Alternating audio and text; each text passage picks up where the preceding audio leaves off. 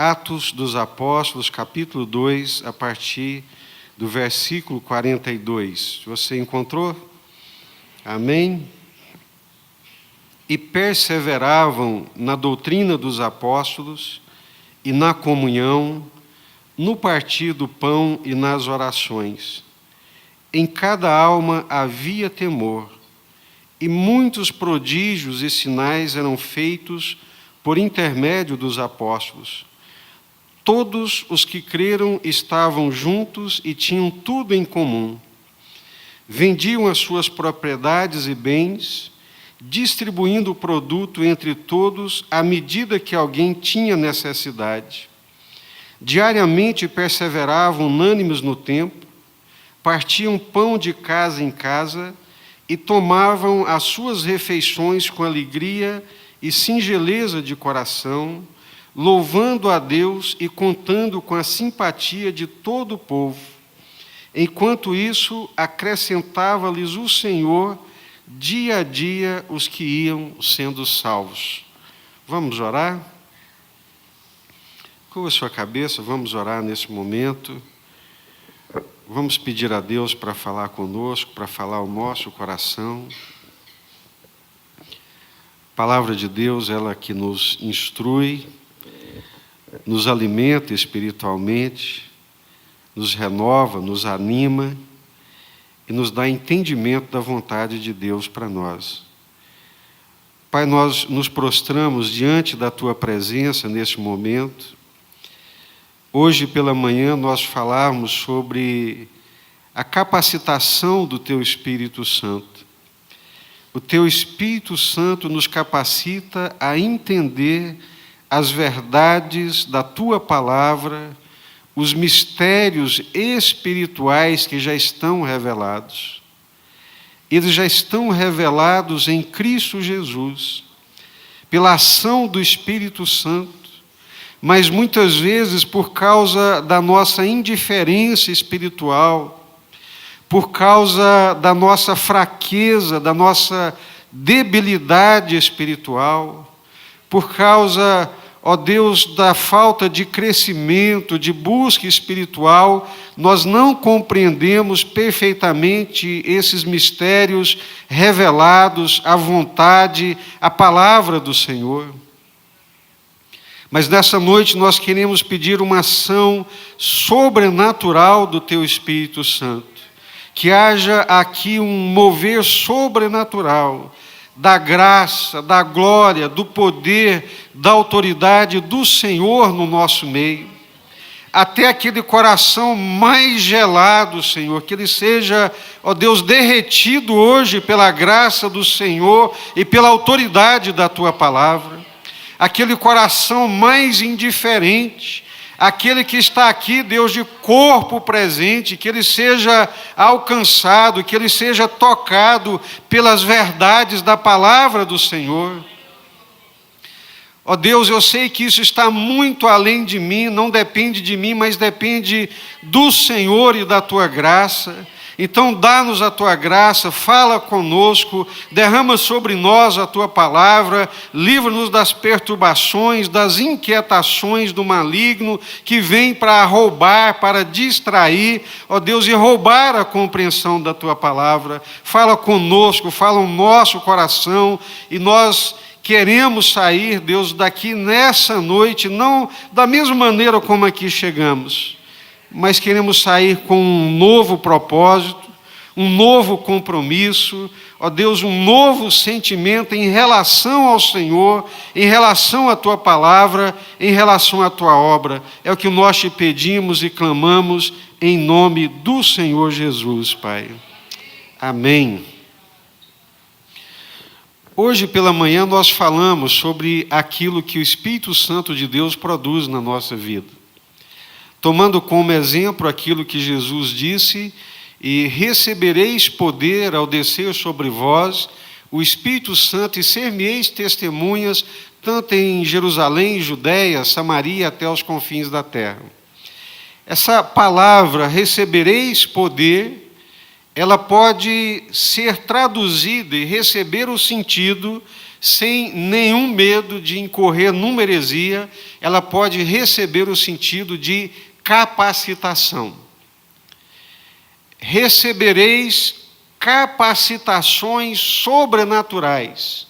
Sereis capacitados sobrenaturalmente quando o Espírito Santo descer sobre vós. Então, o Espírito Santo de Deus em nós, ele nos capacita. E nós vimos isso aqui hoje pela manhã, que Pedro, aquele pescador, de repente se levanta no meio da cidade e prega um sermão com uma clarividência, com entendimento, com uma compreensão do reino de Deus, da vontade de Deus e da obra de Deus, que não era uma coisa natural, era algo celestial, era a operação do Espírito Santo de Deus na vida dele. Mas a outra coisa que nós vamos perceber que o Espírito Santo faz, que o Espírito Santo cria, é que o Espírito Santo cria uma nova comunidade. O Espírito Santo cria um novo povo. Ele gera um novo povo de Deus sobre a face da terra. Eu não sei se você vai ficar chocado, mas a ideia é, o Espírito Santo, ele pare o novo Israel de Deus, o novo povo de Deus sobre a face da terra. Então, a descida do Espírito Santo ali em Pentecostes, esse Espírito Santo que capacita, esse Espírito Santo que traz habilidades celestiais, capacitações sobrenaturais, esse Espírito Santo tem também como obra dele, da parte de Deus, da redenção de Deus, formar na terra, criar na terra esse novo povo de Deus, esse corpo de Jesus sobre a face da terra, essa família de Deus sobre a face da terra. Amém? Vamos acompanhar um pouquinho da história bíblica, que vocês se lembram que Deus criou o ser humano, Deus criou o homem ali no jardim do Éden. Esse homem vivia aquela vida de paz, de harmonia, de alegria, de comunhão uns com os outros, mas infelizmente entrou na nossa história, dos nossos primeiros pais e consequentemente na nossa história, o pecado, e o pecado nos afastou de Deus. E esse afastamento de Deus por causa do pecado, em mais ou menos 1500 anos, esse distanciamento de Deus provocou nessa humanidade uma derrocada tão grande, a violência tomou conta da terra, a corrupção tomou conta do ser humano de tal forma, de tal maneira que a gente não consegue nem imaginar a dimensão da corrupção, a dimensão dessa derrocada, dessa desventura, dessa humanidade transviada, desviada, apartada de Deus. Começaram a matar uns aos outros, começaram a roubar e a usar de toda sorte de violência, que Deus chegou à conclusão: eu vou acabar com a vida sobre a face da terra. Mas por graça e misericórdia, Deus preservou o ser humano sobre a terra através de Noé e da sua família. Deus nos salvou. Deus salvou a humanidade através da família de Noé. No juízo do dilúvio, que consumiu toda a carne humana daquele tempo, nessa família que achou graça aos olhos de Deus, ela foi preservada. E preservados, logo começaram a crescer e a multiplicar, como era a vontade de Deus. Logo Sem teve os seus descendentes, Jafé teve os seus descendentes, né? Daí vem os semitas, daí vem o povo indo-europeu, daí vem o povo do Egito, da África, descendentes de Cã. E a terra voltou a ser povoada. E não durou novamente 1000 anos, e essa humanidade, a partir de Babel, que eu falei aqui no domingo próximo passado, essa humanidade começou mais uma vez a se desviar do caminho de Deus, da vontade de Deus e dos propósitos de Deus. Dura sina, duro coração, dura cerviz, grande indisposição, grande desobediência a Deus, sempre pairou sobre nós por causa do pecado.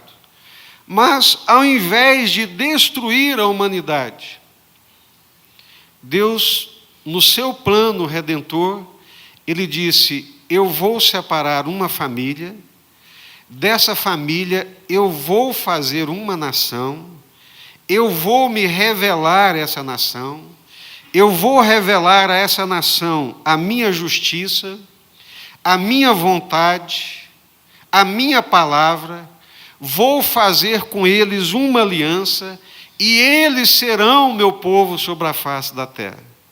E a graça de Deus soberana, passando os olhos pela terra, Deus chamou Abraão, lá de Ur da Caldeia, dizendo que Abraão achou graça diante dos seus olhos. Não porque Abraão fosse bonzinho, não porque Abraão fosse um povo grande, porque não era. Pelo contrário, a palavra diz que ele era idólatra e que vivia no meio dos idólatras, mas Deus o chamou e o separou da idolatria. E disse para Abraão: vem, vai para a terra que eu te mostrarei, porque de ti eu farei uma grande nação. De ti eu farei um povo, e em ti serão benditas, abençoadas todas as famílias da terra. Então, Deus separa um povo no meio de todos os povos, no meio de toda a humanidade, no meio de todas as gerações. Deus separa um povo para ser o seu povo sobre a terra, e faz uma aliança com esse povo, que é o povo de Israel, que é o povo judeu. Aí o apóstolo Paulo, em Romanos capítulo 3, ele pergunta: qual é, pois, a vantagem de ser judeu? E ele mesmo responde: muitas, em todos os casos, porque com os judeus Deus fez as suas alianças. Dos judeus vem a lei de Deus, os oráculos de Deus. Todos os profetas de Deus saíram da nação de Israel. Todos os apóstolos saíram da nação de Israel. Porque a nação de Israel, descendência de Abraão, é o povo de Deus que Deus separou sobre a terra, para ter um luzeiro, para não ficar sem o testemunho da sua justiça, da sua verdade sobre a terra. Israel era uma nação peculiar, separada por Deus, que conhecia a palavra de Deus, a revelação de Deus, as manifestações de Deus, as ações de Deus. Mas, infelizmente, Israel também se corrompeu e foi pouco a pouco se apartando do caminho de Deus e da vontade de Deus. Aí Deus manda Jesus, o seu filho, para formar um novo povo. E Pedro encerra o seu discurso, ou a sua pregação em Atos 2, que nós lemos aqui nessa manhã. Ele diz para eles: arrependei-vos, cada um de vós seja batizado em nome de Cristo Jesus, para a remissão dos vossos pecados, pois para vós outros é a promessa, para os vossos filhos. Com muitas outras palavras deu testemunho e exortava-os, dizendo: salvai-vos, apartai-vos desta geração perversa. Então Pedro, pela palavra de Deus, pelo Espírito Santo de Deus, diz para aqueles judeus que ouviram a palavra de Deus: apartai-vos dessa geração perversa. Os judeus haviam se corrompido de tal forma e de tal maneira, principalmente nos seus líderes religiosos, que haviam perdido completamente a visão da vontade de Deus, o compromisso com Deus e com a aliança de Deus. E agora então, Deus está formando um novo povo. Deus está formando por meio de Jesus, da fé em Jesus Cristo e pela ação poderosa do Espírito Santo, um novo povo sobre a face da terra. Amém? Assim como um dia Deus chamou Abraão e separou Abraão, e de Abraão fez uma nação, de Abraão Deus fez aquele povo, guardou aquele povo, preservou aquele povo, revelou-se aquele povo. Agora Deus está fazendo um novo povo, uma nova geração, uma nova criação, não apenas de judeus, mas de todos os povos sobre a face da terra. Glória a Deus.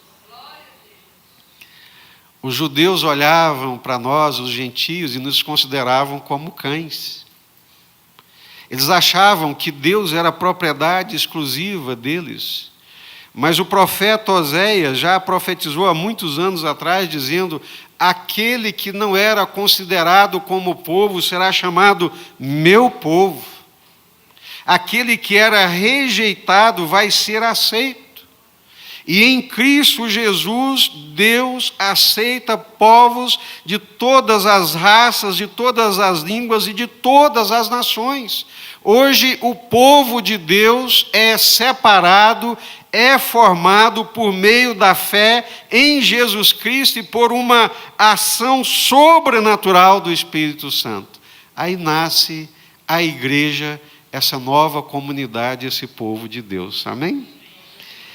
Então, você que creu em Jesus Cristo, você que foi transformado pelo Espírito Santo, que nós chamamos de metanoia, uma transformação sobrenatural, uma ação sobrenatural do Espírito Santo de Deus, que mudou a mente, que mudou o modo de pensar, que mudou os valores, que mudou o entendimento.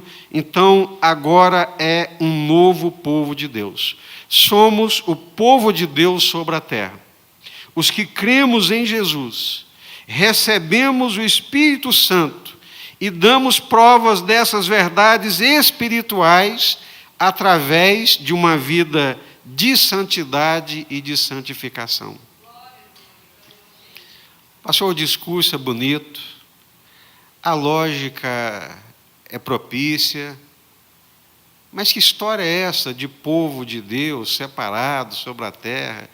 Isso não parece assim meio excludente, meio separatista, meio sectarista? Não, irmãos. Deus separa, assim como separou Abraão, e fez dele um povo, e chamou de seu, hoje não por meio somente de Abraão, mas por meio de Jesus, pela fé que habitou o coração de Abraão, mas por meio de Jesus, e por meio da ação do Espírito Santo, Deus separa um povo. Mas, pastor, como é que eu enxergo esse povo? Como é que eu vou saber que alguém faz parte desse povo? Todo mundo vive do mesmo jeito, na mesma cidade, tem as mesmas labutas, as mesmas ansiedades? Pela presença do Espírito Santo e pela vida santa, justa e reta que esse povo de Deus vive. O firme fundamento de Deus continua tendo este selo. O Senhor conhece os seus, e todo aquele que professa o nome do Senhor, aparte-se de toda injustiça. Amém? Quer saber se alguém faz parte desse povo ou não? Quer saber se alguém é parte dessa comunidade ou não? Começa pela vida santa, pela vida santificada, pela vida reta, pela vida direita, pela vida de justiça. É o que está escrito. Paulo estava sofrendo horrores com 2 camaradas que o perseguiam e que faziam ele sofrer. Mas então ele diz: o firme fundamento de Deus continua tendo este selo. O Senhor conhece os seus. Amém? Deus sabe quem são os seus, meus irmãos. Deus sabe quem lhe pertence, é óbvio. É por isso que o apóstolo Paulo vai dizer também em 1 Coríntios capítulo 8, olha, muito melhor do que dizer que conheço a Deus, é ser conhecido de Deus. Porque tem muita gente que fala coisas extraordinárias de Deus, mas Deus não o conhece. Deus não sabe quem Ele é. O firme fundamento de Deus continua tendo este selo: o Senhor conhece os seus. Todo aquele que professa o nome do Senhor, todo aquele que diz que pertence ao Senhor, que faz parte desse povo de Deus, prove isto. De que forma? Apartando-se da injustiça e de toda iniquidade. Então, a comunidade é formada. Pedro prega a palavra, aquelas pessoas creem em Jesus, arrependem-se dos seus pecados, e a igreja é formada ali em Jerusalém, iniciando com essas 3.000 pessoas. E aí vem o que eu quero lhes falar nessa noite. A primeira coisa que o Espírito Santo produz na vida desse povo, na vida dessa comunidade, é o que nós chamamos de comunhão. Nós lemos aqui que eles perseveravam na doutrina dos apóstolos e na comunhão. Todos os que creram estavam juntos e tinham tudo em comum.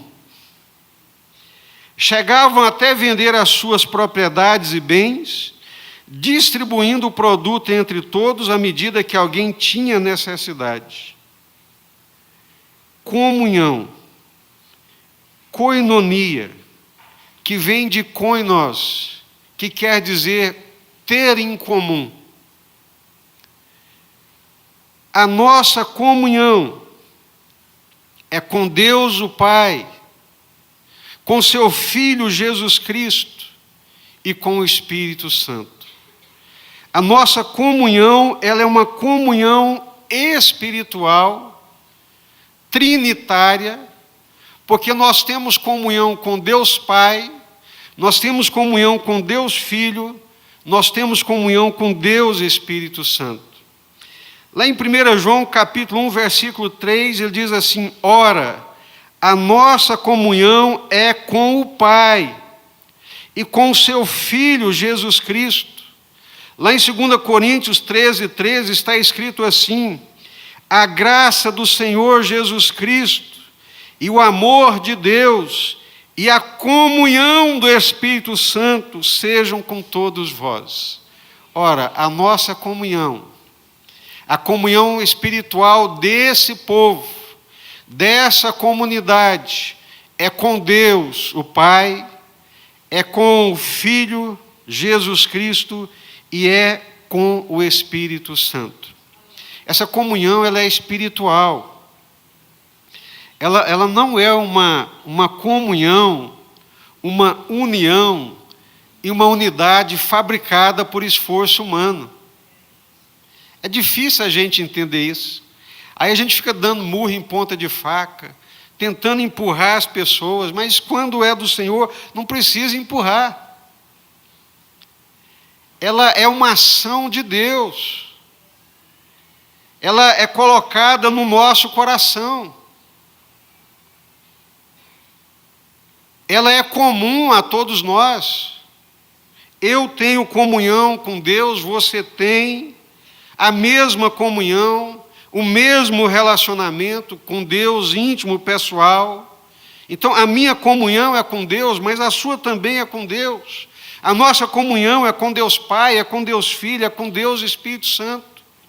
E essa comunhão, ela cria vínculos espirituais mais fortes do que os vínculos de sangue. Vínculos criados pelo Espírito Santo de Deus, formando uma família espiritual. A minha grande dor, eu vou falar para vocês, uma das minhas grandes dores de pastor, é perceber o quão difícil é essa comunhão espiritual ser entendida e ser vivida. É uma dor espiritual.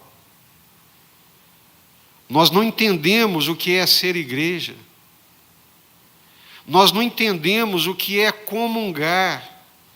Nós não entendemos o que é partilhar juntos de Deus, da fé, de Jesus Cristo, do Espírito Santo.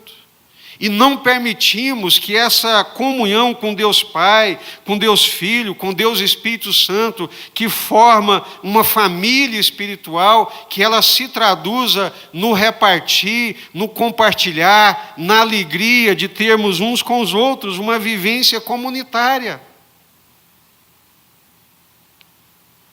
O mundo está nos vencendo nesse aspecto. Os valores individualistas de uma sociedade individualista, pragmática, fechada em si, têm sobrepujado aos valores da palavra de Deus e do Espírito Santo na nossa vida.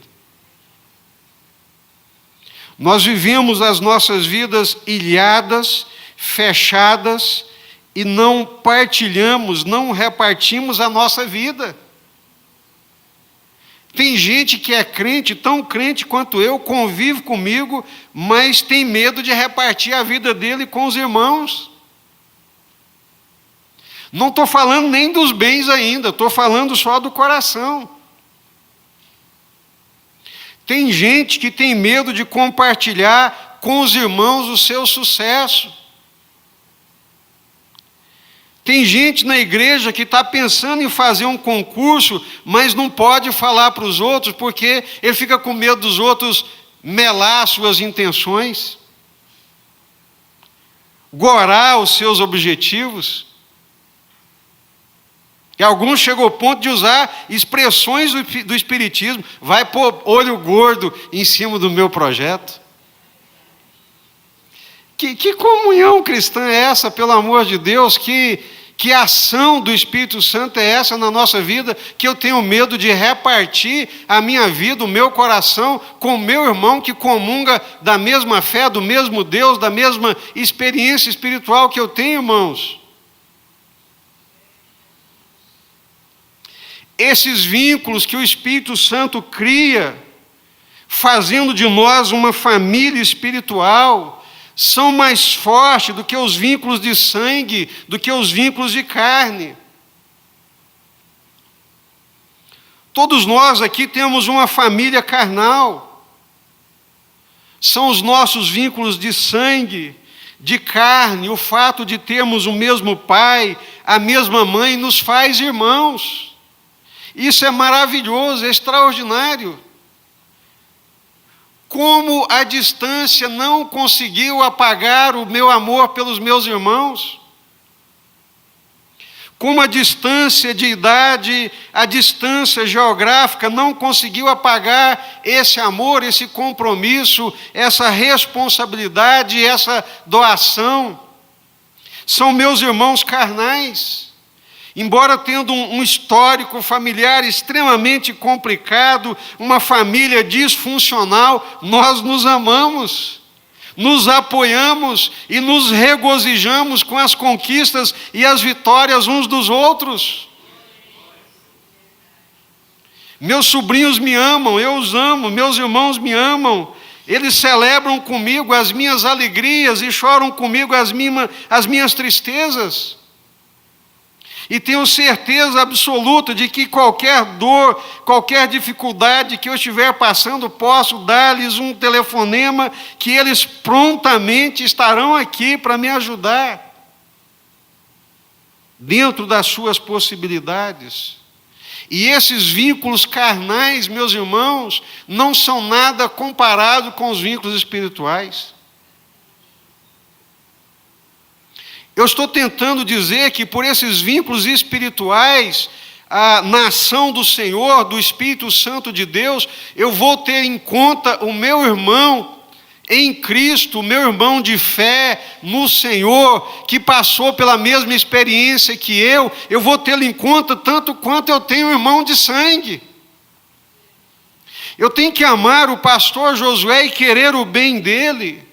e querer o progresso dele, a bem-aventurança dele, e amá-lo e fazer de tudo para que isso aconteça, tanto quanto eu quero o bem dos meus irmãos de sangue, os meus irmãos carnais. Isso não se aplica só ao pastor Josué, ao Gabriel, ao Breno, Rômulo e todos nós que estamos aqui. Mas nós vivemos tão distanciados, tão ilhados, tão afastados, que mal conseguimos vir à igreja. Que mal temos forças para nos ajuntar. Que mal temos alegria para estar juntos. E quando vimos a igreja, não estamos vindo pela alegria da comunhão comunitária, a gente vem mais por uma obrigação religiosa.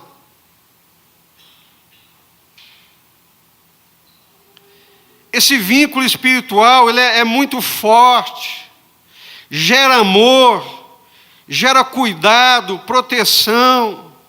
E eles são muito maiores, mais fortes do que os vínculos carnais e de sangue, pois somos gerados pela vontade do Pai Celestial, somos unidos numa família espiritual pelo Espírito Santo de Deus. Mas nós não nos conhecemos, mal sabemos o nome uns dos outros.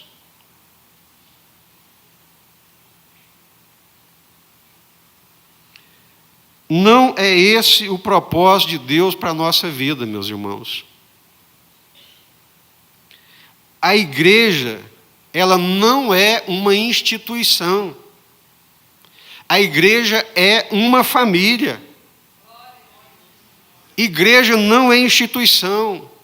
Igreja não é IBCA, não são 4 paredes, não são construções. A igreja é esse povo, esses irmãos, uma família espiritual em Cristo Jesus. Nós somos irmãos em Cristo, nós somos irmãos, povo de Deus, nascidos de Deus, gerados pelo Espírito Santo de Deus. O que o mundo fez conosco? De que forma os valores dessa vida, desse tempo presente, obstruíram os valores da palavra de Deus e da vontade de Deus para as nossas vidas?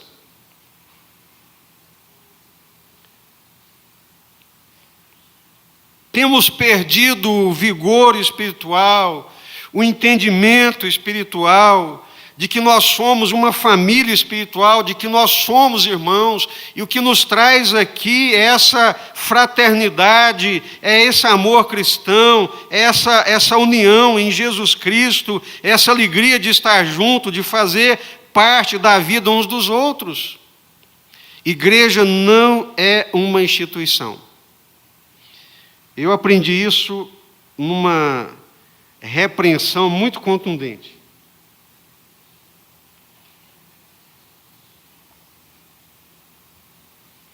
Quem convive de perto com o pastor Éder sabe que ele é pouco sutil nas palavras, muito curto, grosso, reto e direto.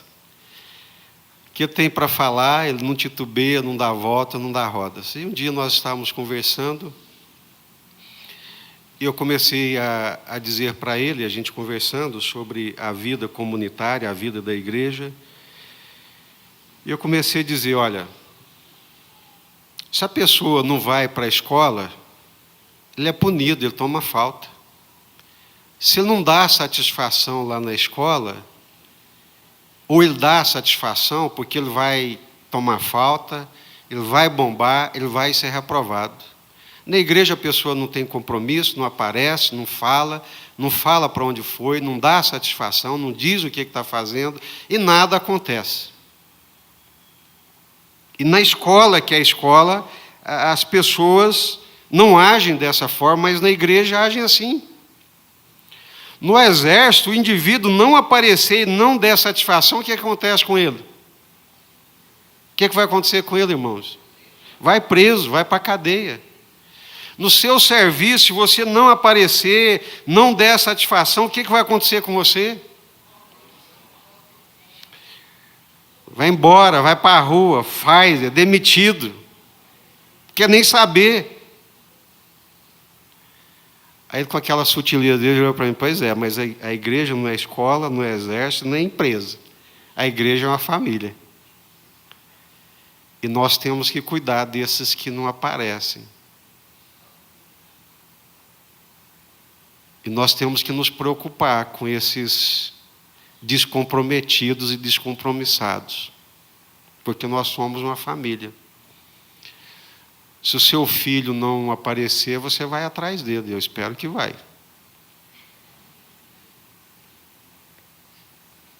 Eu tenho certeza que muitos pais aqui perdem noite de sono por causa dos filhos. E nós não perdemos por causa dos irmãos. Então, a igreja, irmãos, é uma família. A igreja não é uma união por afinidade.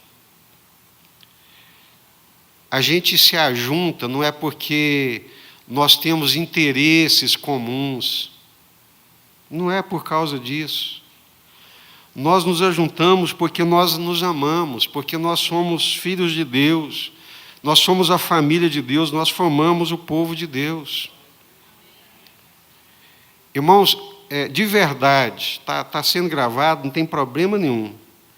Eu não consigo conceber um crente, servo de Deus, nascido de novo, que tenha comunhão com a sua igreja, comunhão plena com a sua igreja e que ainda tenha necessidade de ter comunhão, de fazer parte de outras associações. E algumas até duvidáveis espiritualmente.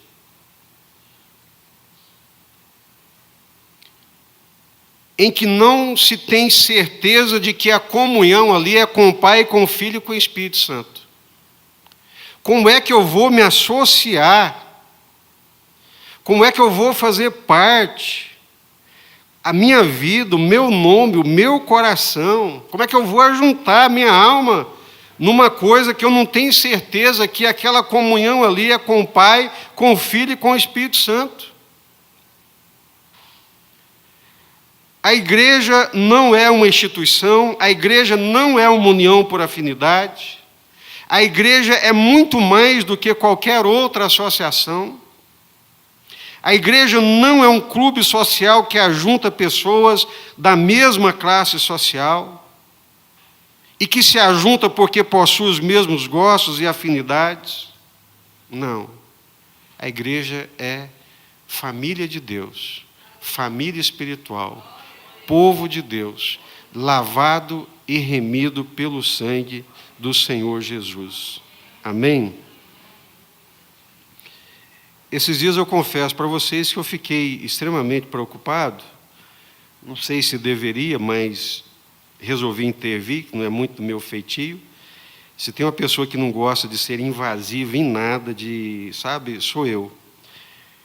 Mas tem algumas coisas que você tem que intervir.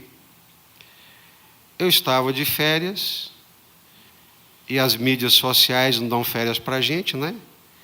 Aí abri lá num dos grupos da igreja, eu acho que era o grupo dos varões da igreja, ou da família IBCA, alguma coisa assim. Aí começou um debate, um bate-boca lá entre os irmãos, porque um teve a infelicidade de defender um senhor político aí, né, muito malquisto nos dias atuais na sociedade, e os outros caíram de pau em cima dele. E ele tentava se defender e os outros batiam, e eu fui percebendo que aquilo estava virando um celeuma, uma forma de empurrar o outro para fora. Irmãos, a nossa comunhão é muito maior do que as ideologias políticas. A nossa comunhão é muito maior do que a preferência político-partidária.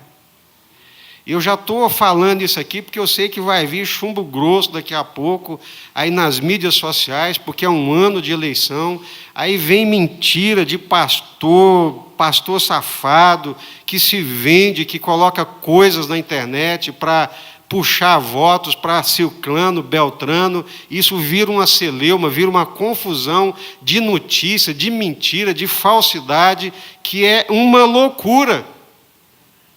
Mas se nós entendermos que nós somos uma família, lavados pelo sangue de Jesus Cristo, e que o nosso amor e respeito um pelo outro está acima, muito acima da ideologia político-partidária, nós vamos nos respeitar e devemos nos respeitar.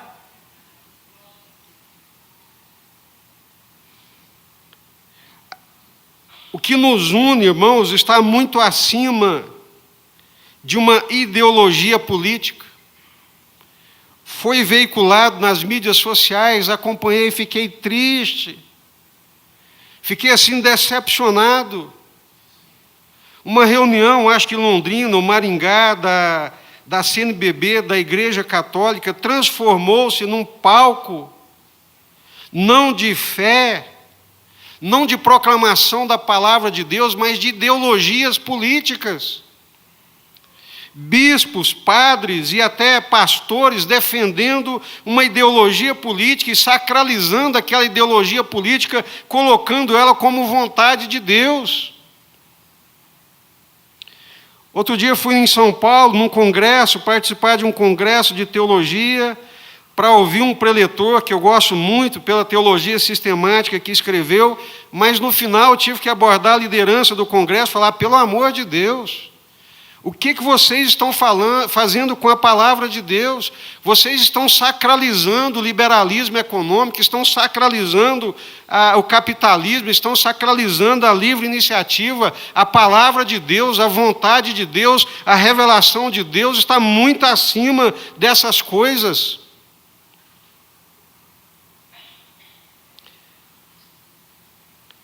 A igreja não é uma instituição, não é uma união por afinidade, a igreja não é um clube social que se ajunta para propósitos ideológicos, mas ela se ajunta para a gente adorar ao Senhor, para viver essa comunhão santa, essa comunhão da parte de Deus.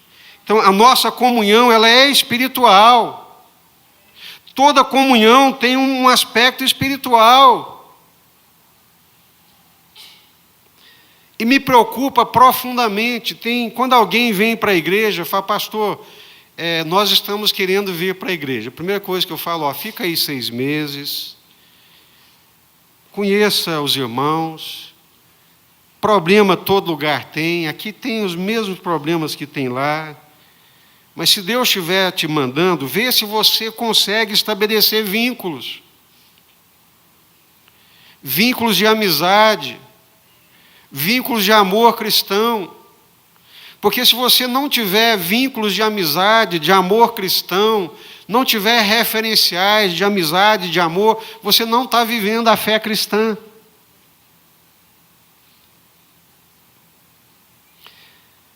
Eu não sei como, no meio desse mundo, mas não dá para viver a fé cristã sem vínculos de amor espiritual. Amar a pessoa por causa de Cristo, não por causa da sua posição, não por causa do seu discurso, não por causa do seu dinheiro, mas amá-la por aquilo que ela é e por causa do Senhor Jesus. Quem são os seus amigos aqui? Com quem você tem comunhão e vínculos espirituais? Se não tiver, você está fora do corpo, do povo de Deus.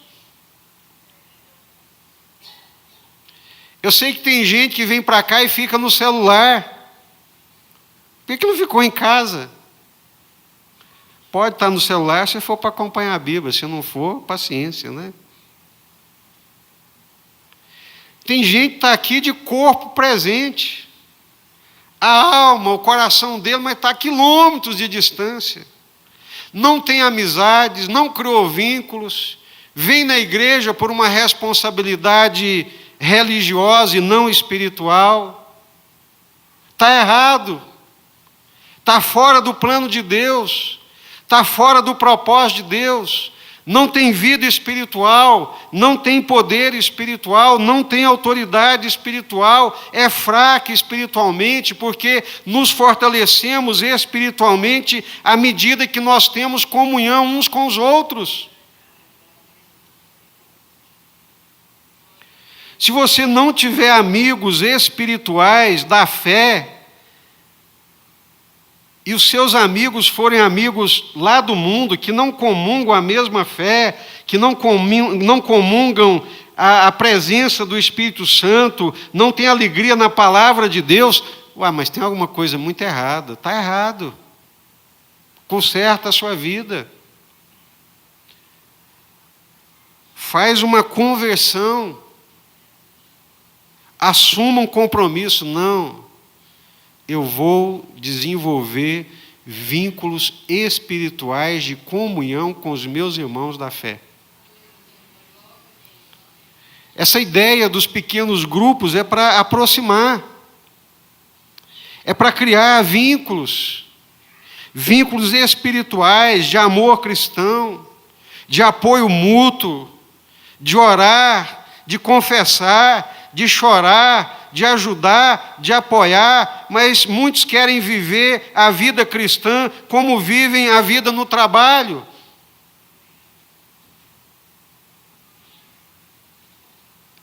É uma comunhão espiritual. Esses irmãos começaram a andar juntos porque nasceram de novo, porque foram tocados pelo Espírito Santo.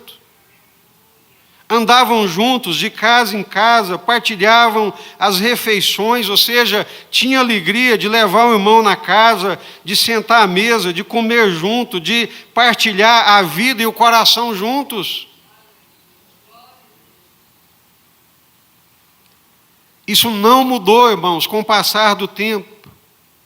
A vivência da fé implica numa vida comunitária, de uma comunhão espiritual, de eu ter alegria com o meu irmão, de eu procurar encontrar com o meu irmão, de eu compartilhar as coisas da fé, de orarmos juntos, de chorarmos juntos, de clamarmos a Deus juntos, de buscarmos a Deus. Essa é a comunhão espiritual. Mas a Bíblia está dizendo que havia também uma comunhão de compartilhamento. Eles compartilhavam os seus bens uns com os outros, atendendo às necessidades uns dos outros.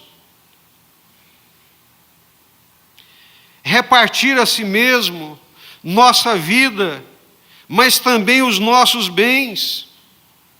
Ajudar, apoiar, estender a mão, dar uma força, faz parte dessa ação do Espírito Santo entre nós.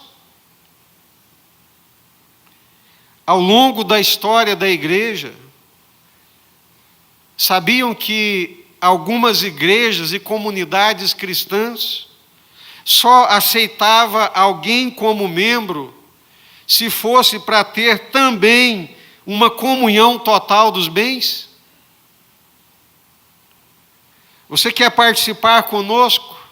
Quer andar junto? Quer comungar Deus e a nossa fé? Então, os seus bens têm que ser de todos.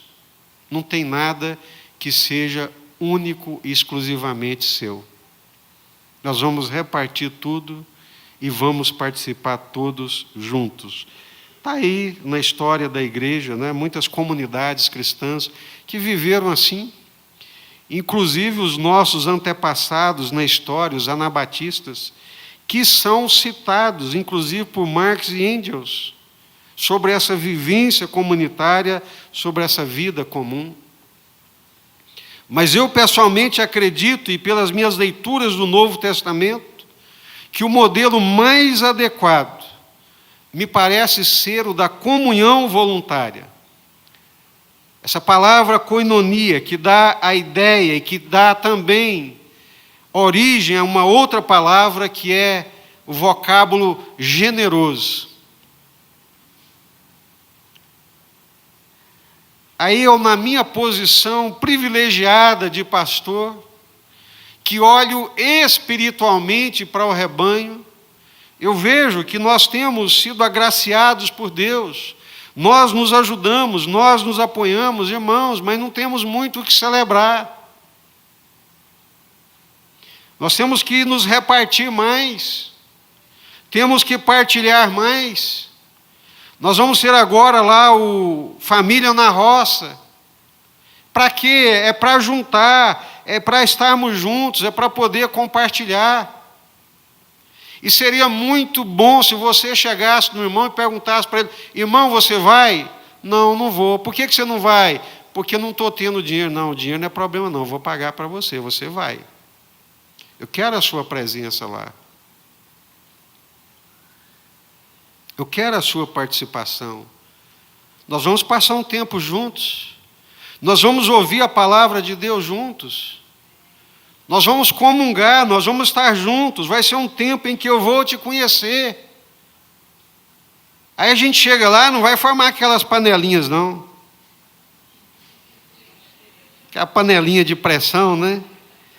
Não, vamos nos repartir, vamos nos doar, vamos compartilhar.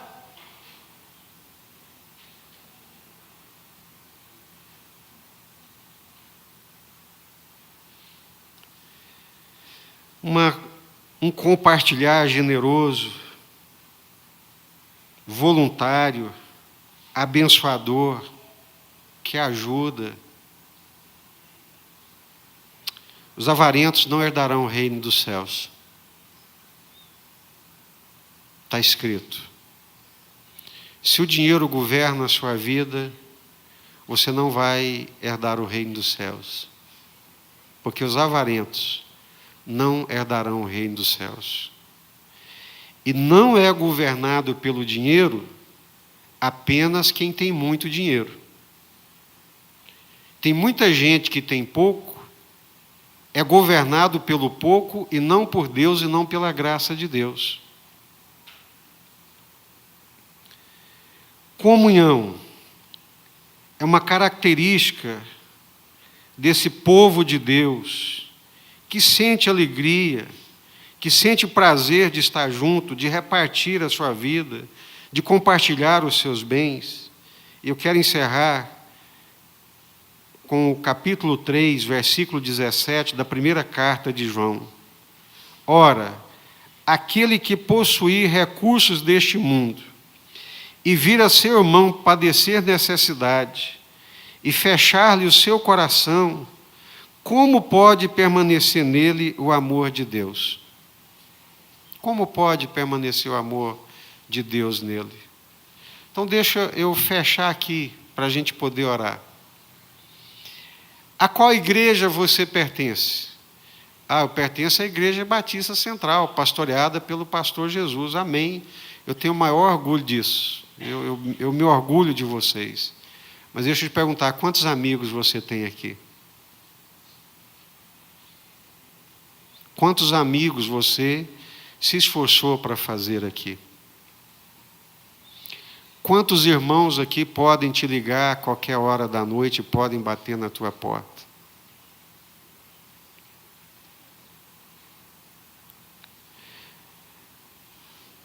Quais são os vínculos espirituais que você tem aqui?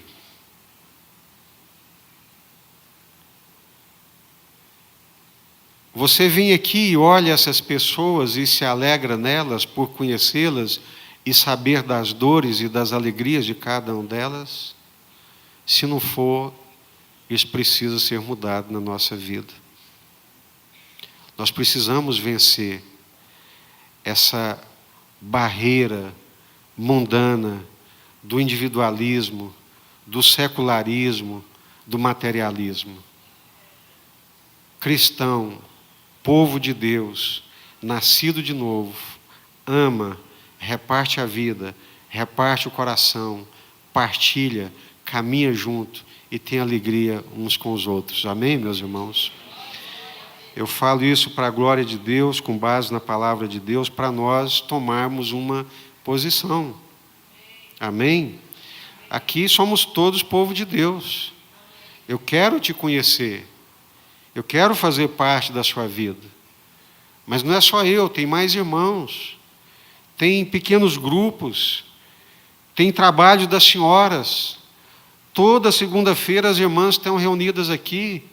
Esse final de semana, sábado, foram aqui para Pirinópolis, foram lá para a Fazenda Babilônia, passar um tempo juntas, a compartilhar, rir, brincar. desanuviar um pouco a vida, apoiar umas às outras. Nós temos a nossa Casa Amparo, que tem culto lá com aquelas pessoas que estão em tratamento de câncer. Tem tantas coisas acontecendo na igreja, acampamento dos jovens, acampamento dos adolescentes. É doloroso o Gabriel vir aqui à frente e dizer: pais, por favor, o problema meu não é com os adolescentes, o meu problema são com os pais que não apoiam, pelo amor de Deus. Você quer ver seu filho onde?